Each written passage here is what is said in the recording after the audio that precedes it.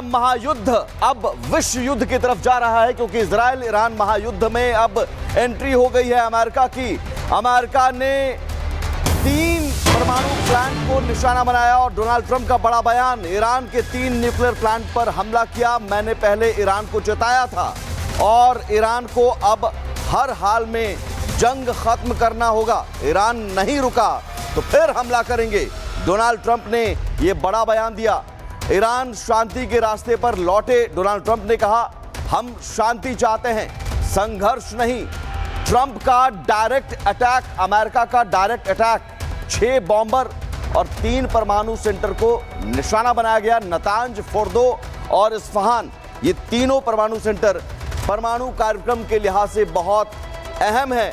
और इसके बाद भी डोनाल्ड ट्रंप की चेतावनी कि अभी भी अगर ईरान नहीं रुकता है तो फिर हमला करेंगे।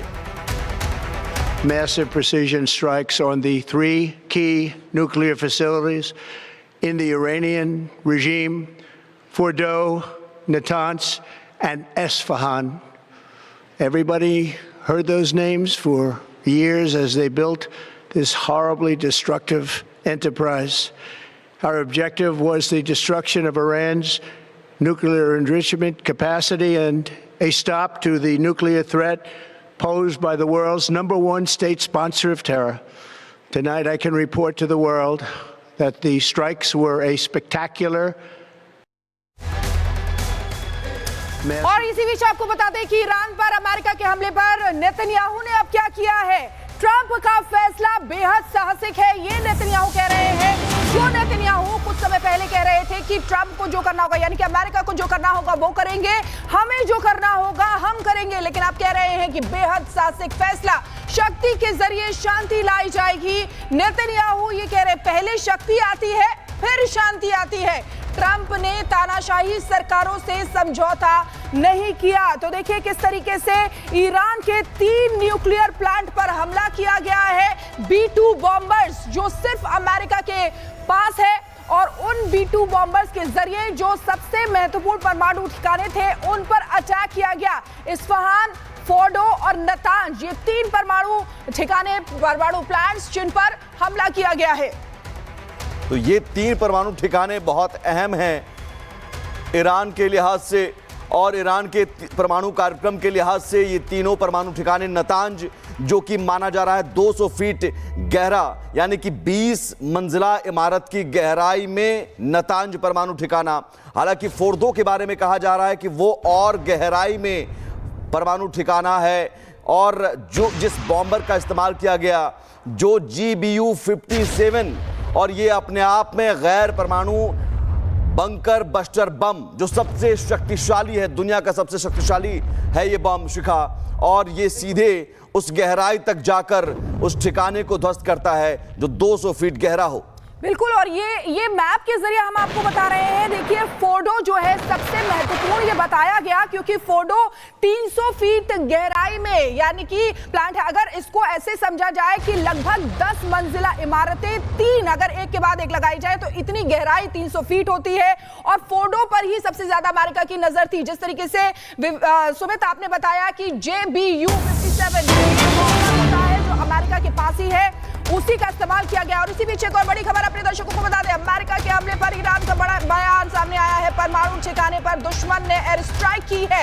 ईरान ये कह रहा है अमेरिका के हमले से 3 परमाणु ठिकानों को नुकसान पहुंचा है। तो देखिए परमाणु ठिकानों पर दुश्मन ने एयर स्ट्राइक की है। ये अब कहा जा रहा है ईरान की तरफ से अमेरिका के हमले से 3 परमाणु ठिकाने जिनको नुकसान हुआ है। अभी मैप के जरिए जो हम ठिकाने आपको दिखा रहे थे, फोर्डो, नतांज और इस्फहान, ये वही 3 परमाणु ठिकाने हैं जिन पर हमला किया गया है अमेरिका की तरफ से। और देखिए लगातार ये कयास लगाए जा रहे थे क्योंकि इजराइल के पास उतनी ताकत नहीं थी। और विवेक श्रीवास्तव हमारे साथ सीधे न्यूज रूम से जुड़ गए हैं, उनके पास चलेंगे। विवेक, लगातार यही बात सामने आ रही थी, ट्रंप ने 2 हफ्ते का समय भी दिया था, और क्या इसको रणनीति समझी जाए ट्रंप की? शिखा, ये धीरे धीरे बात छन कर आएगी। हालांकि अपने रणनीति पर ट्रंप ने अभी खुलासा नहीं किया है कि वो क्या सोच रहे थे, लेकिन पहले जो बयान सामने आ रहा था और जिस कदर ट्रंप अपने बयान से बदल रहे थे, पहले कह रहे थे कि मैं इसमें डायरेक्ट इन्वॉल्व हूंगा, फिर कह रहे थे नहीं होऊंगा, फिर कह रहे थे 2 हफ्ते बाद फैसला लूंगा, और उसके बाद तुरंत हमला कर देते हैं। 3 न्यूक्लियर साइट पर हमला करते हैं, बंकर बस्टर बम से हमला होता है, और बाकायदा जेडी वेंस के साथ वो मौजूद भी थे, सब मॉनिटर कर रहे थे, देख रहे थे। और जब ये पूरा हमला हो गया, जब ईरान के न्यूक्लियर साइट को तहस नहस कर दिया, उसके बाद सामने आते हैं, अमेरिका सामने आकर संदेश ये देता है कि ईरान में अभी भी कई ठिकाने बाकी हैं। जो संबोधन चल रहा था ना, उसमें साफ उन्होंने कहा कि अभी भी कई ठिकाने बाकी हैं जिसमें हम हमला कर सकते हैं। ईरान को अगर अपना भला चाहिए। ठीक है विवेक, आपको रोकेंगे। इस बीच ऐश्वर्या कपूर हमारे एग्जीक्यूटिव एडिटर जुड़ गए हैं। आप ऐश्वर्या, 14 दिन की मोहलत पहले दे रहे थे और अब ये अटैक कैसे देखते हैं आप? जी एब्सोल्युटली, ये बात हमको समझ आ चुकी है। डोनाल्ड ट्रंप करते कुछ और हैं, कहते कुछ और हैं। डोनाल्ड ट्रंप को समझना मुश्किल नहीं, नामुमकिन है, ये कहा जा सकता है। माफ कीजिएगा। तक डोनाल्ड ट्रंप कह रहे थे कि मुझे नोबेल पीस प्राइज चाहिए, और अब उन्होंने B-2 स्टेल्थ बॉम्बर से जाके ईरान की तीन न्यूक्लियर फैसिलिटीज को पूरी तरह से निस्तो-नाबूद कर दिया है, खत्म कर दिया है। बेनियामिन नेतन्याहू की आप बॉडी लैंग्वेज देखें, मैं अपनी टीम से रिक्वेस्ट कर रहा हूं, अगर वो आप एक तरफ डोनाल्ड ट्रंप और दूसरी तरफ बेनियामिन नेतन्याहू चलाएं, Benjamin Netanyahu just falling short of a dance. Benjamin Netanyahu सिर्फ नाच नहीं रहे, वो इतना खुश हैं। अगर वो आप दोबारा चला सकें, वो सिर्फ अंग्रेजी में है लेकिन समझने वाले समझ जाएंगे, आप या मैं उसको ट्रांसलेट कर सकते हैं। वो कह रहे हैं दुनिया में जो कोई नहीं कर सकता वो ट्रंप ने करके दिखाया। दुनिया में जो कोई आर्मी, कोई और किसी और देश की मिलिट्री नहीं कर सकती, the might of the American military has done that. और ये बेनियामिन नेतन्याहू ने कहा कि मैंने कहा था कि ट्रंप मेरे दोस्त है, ट्रंप इजराइल के दोस्त है। ट्रंप ने वो किया जो कोई और न सोच सकता था। वहीं उसके कुछ मिनट बाद अमेरिका में, यहाँ पे वॉशिंगटन DC में व्हाइट हाउस में एड्रेस टू द नेशन करते हैं। रात को करीबन 9:30 बजे, इस समय 10:30 बज रहे हैं। 1 घंटा पहले डोनाल्ड ट्रंप आके बोलते हैं we have done it. Donald Trump को आदत है, वो हर चीज सोशल मीडिया पे पहले बता देते हैं। अपने मित्र इलॉन मस्क की कंपनी X पे आके उन्होंने पहले ही बता दिया कि उन्होंने ईरान में 1 नहीं 2 नहीं 3 न्यूक्लियर फैसिलिटीज को पूरी तरह से खत्म कर दिया है, ध्वस्त कर दिया है, निस्तो-नाबूद कर दिया है।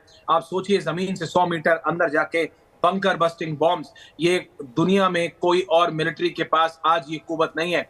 रशिया यूक्रेन में फंसा हुआ है, चीन के हाथी के दांत खाने के कुछ और, दिखाने के कुछ और। चीन सिर्फ कार्गो वेपन्स भेज सकता है, ड्रोन्स भेज सकता है, इससे ज्यादा कुछ नहीं। लेकिन तेहरान ने जो कहा है अब से कुछ देर पहले, जो कि अभी आप जानकारी ब्रेक कर रहे थे, कि अमेरिका का हर नागरिक और हर एक फौजी तेहरान के निशाने पे है। ये बहुत बड़ी बात है, क्योंकि ट्रंप ने कहा है अगर हिम्मत भी की, even if you dare to launch a single missile on not America but even Israel, we will come back and we will come back with more force and vigor.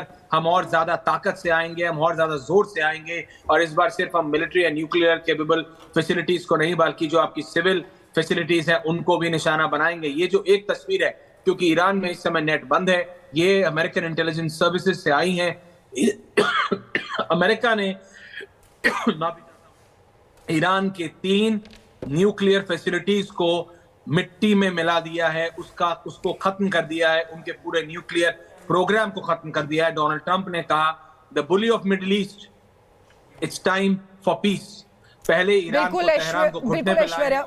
बड़ी बात आप यहां पर कह रहे हैं, और देखिए यही सवाल लगातार उठ रहे थे कि क्या ये अब उठ रहे हैं कि क्या ये ट्रंप की रणनीति का हिस्सा था, क्योंकि देखिए यूएस की तरफ से ये अटैक बहुत बड़ा है, न्यूक्लियर साइट्स को टारगेट किया गया है, और बीच में ये सवाल उठने लगे थे कि क्या अमेरिका ने इजराइल का साथ छोड़ दिया है, क्योंकि जहां नेतन्याहू की तरफ से ये कहा जा रहा था, बयान सामने आ रहे थे कि अमेरिका को जो करना होगा वो करेगा, लेकिन हमें जो करना होगा हम करेंगे। वहीं डोनाल्ड ट्रंप, जिन्होंने कहा कि 2 हफ्ते बाद वो डिसाइड करेंगे कि क्या होगा, नोबेल पीस जो प्राइज है उसको लेकर वहां पर बोल रहे थे। और बड़ी खबर अपने दर्शकों को बता दी, जंग में अमेरिका की एंट्री पर बोले हैं यूएन चीफ, ईरान पर अमेरिका का हमला जंग को और भड़काएगा। यह हमला अंतरराष्ट्रीय शांति सुरक्षा के लिए खतरा है। अब देखिए,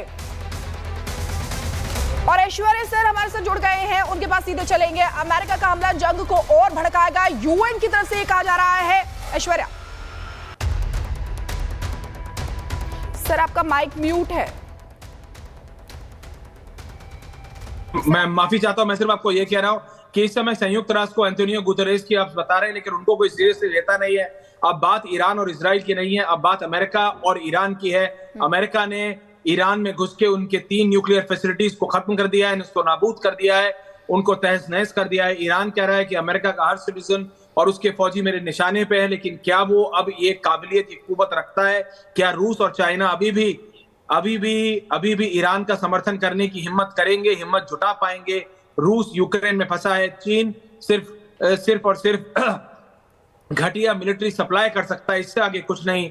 100 मीटर जमीन के अंदर जाके American stealth bombers, B-2 bombers ने जाके ईरान के इन 3 न्यूक्लियर फैसिलिटीज को ध्वस्त किया है, तहस नहस किया है, खत्म किया है। बेनियामिन नेतन्याहू ने कहा दुनिया की कोई और मिलिट्री ऐसा कर नहीं सकती थी। डोनाल्ड ट्रंप ने कहा कि जो अमेरिका और इजराइल की दोस्ती ने करा है, जो चीजें अमेरिकन आर्मी और बेनियामिन नेतन्याहू की मिलिट्री ने मिलकर किया है, वो एक ऐसी टीम है जो दुनिया में कोई और नहीं। और अगर अब the bully of middle east जो उन्होंने नाम दिया है ईरान को, अगर उसने हिम्मत भी की, अगर उसने जुर्रत भी की एक मिसाइल इजराइल पे दागने की, तो हम वापस आएंगे और इस बार हम पहले से ज्यादा ताकत से आएंगे, पहले से ज्यादा जोर से आएंगे। डोनाल्ड ट्रंप सिर्फ सोशल मीडिया, डोनाल्ड ट्रंप सिर्फ गीदड़ भपकी नहीं दे रहे हैं।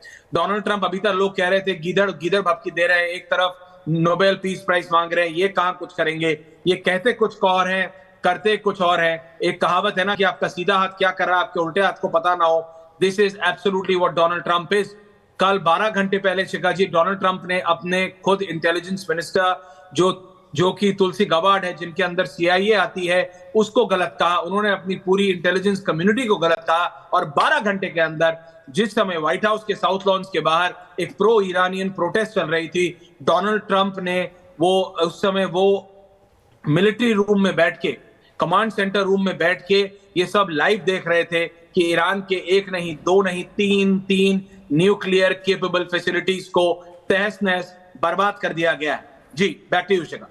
बिल्कुल, और ये अपने आप में बहुत बड़ी कामयाबी अमेरिका के लिहाज से। लेकिन ऐश्वर्या जी, जियोपॉलिटिकल सिचुएशन को हम देखें, इस अटैक के बाद कैसे आप देख रहे हैं वर्ल्ड ऑर्डर को बदलता हुआ? इस सवाल के साथ मैं आता हूं, जवाब लूंगा आपके पास, लेकिन इससे पहले एक बड़ी खबर। इंटरनेशनल एटॉमिक एनर्जी ऑर्गेनाइजेशन का बयान, यूएस का हमला अंतर्राष्ट्रीय नियमों के खिलाफ है। तो पहले यूएन का बयान और अब IAEO का बयान। इस बयान पर प्रतिक्रिया, रिएक्शन आपका ऐश्वर्या जी? नहीं, बिल्कुल, आप ये देखिए, IAEA जो बोले वो IAEO नहीं है, IAEA है, बट ठीक है, वो हम ठीक कर लेंगे। बात सिस्टम बस इतना है, अमेरिका को जो करना था अमेरिका ने कर लिया है, इजराइल ने बोल के मारा। क्या संयुक्त राष्ट्र, क्या IAEA, जिसको जो करना है वो कर रहा है। संयुक्त राष्ट्र सिर्फ एक सेल्फी सेंटर बन गया है, न्यूयॉर्क में जाके लोग वहां पे फोटो खींचते हैं, इससे ज्यादा कुछ होता नहीं।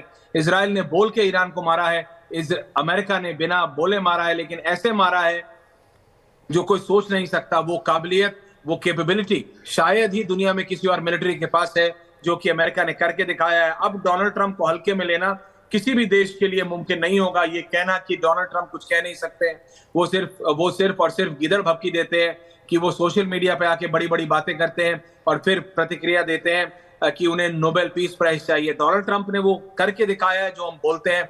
बेनियामिन नेतन्याहू की अगर आप वो प्रतिक्रिया दोबारा चला सकें शिखा, जिसमें वो he is just joyous, he is over excited, वो अपने एक्साइटमेंट को कंट्रोल नहीं कर पा रहे हैं, वो he's just falling short of a dance।